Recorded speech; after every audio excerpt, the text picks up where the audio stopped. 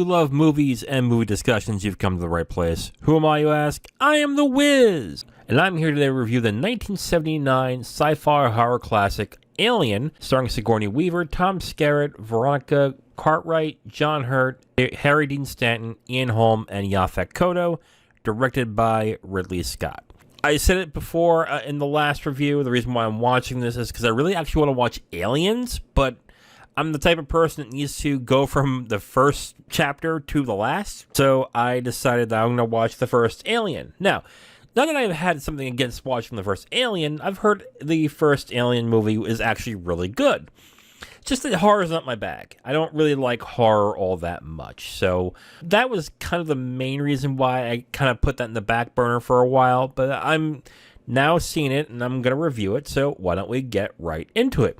And here is the review of Alien, directed by Ridley Scott.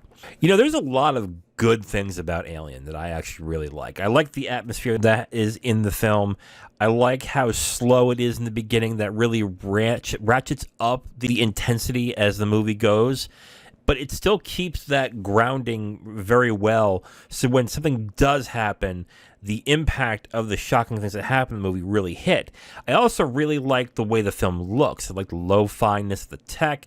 I like how it feels like dirty and grungy, because these are supposed to be, I believe, engineers. It's not meant to be like a high sci-fi type of thing. It's supposed to be low sci-fi, which, again, I actually like that. I think that's really good. But I will say, as the film was drawing to a close, my interest in the film started to wane.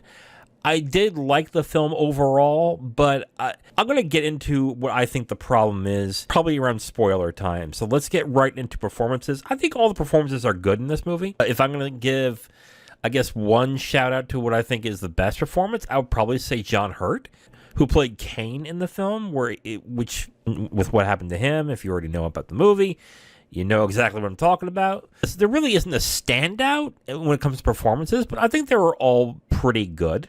The writing in this film, when it comes to setting up the main conceit of the plot, which is basically that this group of people basically go to this planet, and when they hit this planet, one of the crew members gets attacked by one of the aliens that is in the ship that they find. And then after that happens, all sorts of shit breaks loose, and they have to now fight for their survival. The first 30 to 45 minutes, it doesn't get to that point, but it slowly builds up. And I think the writing in this does a really good job of not trying to have cheap scares and cheap tension tricks as the movie goes on. I think it does a really good job with this specifically. A lot of horror movies or thrillers or scary movies, they seem to have the cadence of up, down, up, down, up, down. But Alien is like a constant ratchet up, and I think it's really effective. The film starts off very slow and very deliberate, which I think really helps with the mood and the feel of the film. And then as the film goes up and up and up, the tension ratchets up further and further, and then it concentrates more on the characters, the sweatiness of everybody in the film, how hot they are, how labored their breathing is, and other things that they do in the film that really shows tension and anxiety that really works as the film goes forward throughout. Now, when it comes to the characters and the dialogue, it's serviceable, it's fine.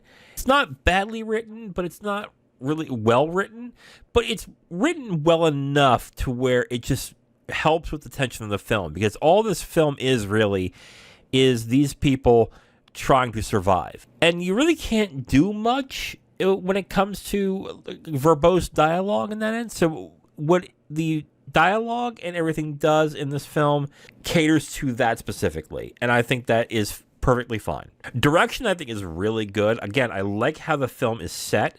I like how everything is both futuristic and lo-fi, and how things just feel like it's like stapled and duct taped together. The gadgets in the film still feel like, it's weird.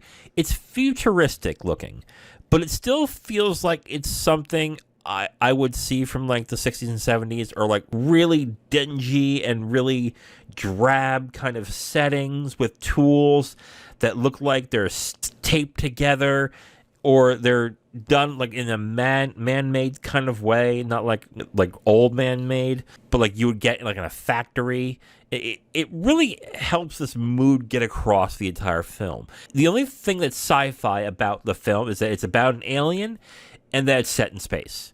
And the rest just feels like it could be set in like a dingy factory, and I actually really like that feeling in that film. I think Ridley Scott does a really good job of keeping that tension and keeping that feel throughout the film, and it makes it feel really unique in that way.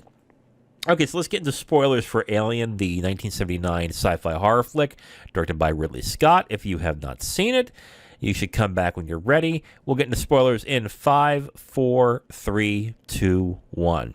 Okay, so why am I doing spoilers for Alien? Odds are you've probably already seen this movie. I should have seen it a long time ago. And if you haven't seen this movie and you're really into films, you probably know what happens in this film. Basically, you probably already know what happens at the end, because Sigourney Weaver's in like the other 3 Alien movies. So right there, it's like, well, Ripley survives, right? Like, yes, Ripley survives. So that makes all the sense in the world. So, yeah. I have to say that, too. Oftentimes, when I review movies and I know what happens, I usually don't think it's an excuse that I can't like a film because I know what happens. This might be one of the exceptions I have, because I feel that the main thing of this movie was the tension.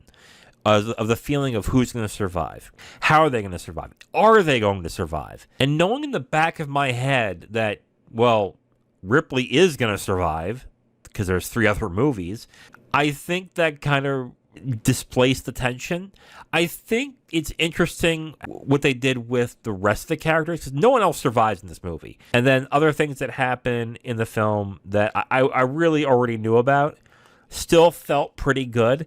For example, the chestburster scene with John Hurt, when the alien pops up out of his chest.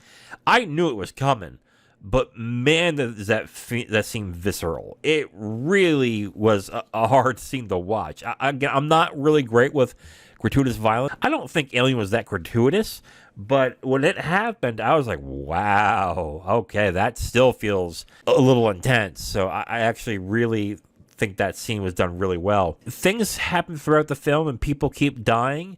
It gets a lot more interesting. I did not expect what happened with Ash in this movie. So Ash is the science officer. I didn't realize at all throughout the film that he was a robot. I didn't know that at all. I did not know anything about that specifically. So I was very surprised when Ash turned out to be a robot. Now, did it make sense once they did it? Yeah, it made sense because of how cold and how remorseless he was. On the one hand, I kind of think that knowing what happened in the end kind of ruined a bit of the film. But on the other hand, I don't think it's a bad film. I think it's a very good film. I just don't think I got the desired effect that I thought I would have gotten if I knew nothing about this film. But that's kind of hard to do in this situation because Alien has been a very important film since it came out in the 70s. And with the numerous films that it's had since, like Aliens, Alien 3, Alien Resurrection, Prometheus, blah, blah, blah, blah, it's kind of hard not to realize what happens in this movie. So, yeah, I do like the film quite a bit, but I think knowing what happens at the end kind of ruined it a little for me. So final thoughts on Alien. I think this is a great movie. I love the atmosphere. I love the way that the film looks. I love how they ratchet the tension up in a gradual way throughout the film. I really did like that aspect of the film. The performances are good. I think it's very well directed. I think in the last 30 minutes, it didn't fall apart. But I think the tension kind of dissipated. But I honestly do think it's because I knew that Ripley was going to survive. If I didn't know that, I think I would have a much different opinion and a different feeling towards it. But because I knew that, I think that kind of changed my opinion on that film. I'm going to give this 3.5 stars out of 5. I think it's a very good horror film. I think it's a very good sci-fi film. Is it one of the best I've ever seen? Not really. But then again, I'm saying this as well as somebody who's not a horror film fan, but I did enjoy this film. I thought it was very good. So 3.5 stars out of 5 for me for Alien. Good movie. I'm glad that I've seen it.